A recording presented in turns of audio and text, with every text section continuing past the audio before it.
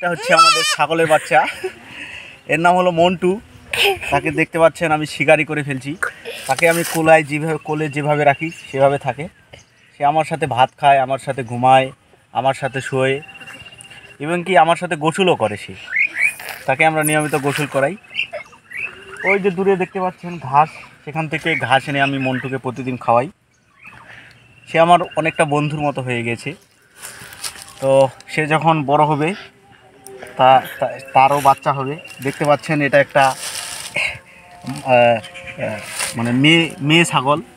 আর এই যে দুধু দেখতে পাচ্ছেন, তাকে সে যখন বড় হবে তারও বাচ্চা হবে।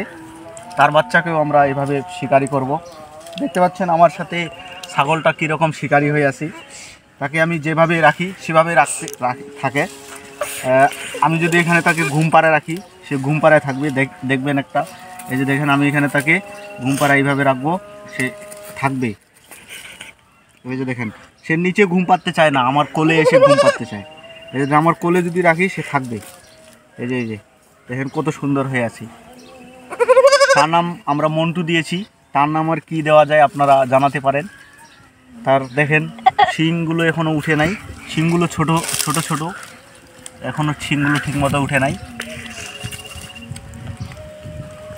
আর কি হই, মন্টুর কিন্তু দাঁত আছে, এই দাঁতগুলো দিয়ে সে কচি কচি ঘাসগুলো খায়। এই যে দেখতে পাচ্ছেন তার কিন্তু প্রচুর পরিমাণে সুন্দর দাঁতগুলো রয়েছে, খুবই ধারালো। এই দাঁতগুলো দিয়ে সে কচি কচি ঘাস খায়।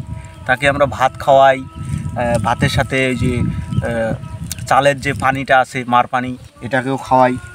তাকে এক্সট্রা হরলিক্সও খাওয়াই মাঝে সাঝে। দেখতে পাচ্ছেন তার বয়স কিন্তু মাত্র 4 মাস। সে কিন্তু আমার কোলে লুকিয়ে যাচ্ছে, একদম শান্ত স্বভাবের। তাকে হরলিক্স খাওয়ানোর ফলে 4 মাসে দেখুন তার কী পরিমাণ বৃদ্ধি হয়েছে। বনভিটাও খাওয়াই, এজন্য সে খুব শক্তিশালী। আশা রাখি আগামী ঈদে আমরা মন্টুকে হাটে তুলব। যদিও আমি বেচতে চাই না মন্টুকে, কিন্তু কী আর করতে হবে। ছাগল যেহেতু বিক্রি না করলে নতুন মন্টু কিনতে পারবো না, তাই এই মন্টুকে বিক্রি করে দিতে হবে।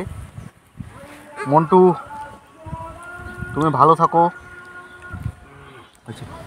এটা আমার একটা চাচাতো বোনের ছাগল। সেই ছাগলটাকে খুবই যত্ন করে এবং সকালে বাঁধতে নিয়ে যায় তার মাটাকে, পিছন পিছন যায়।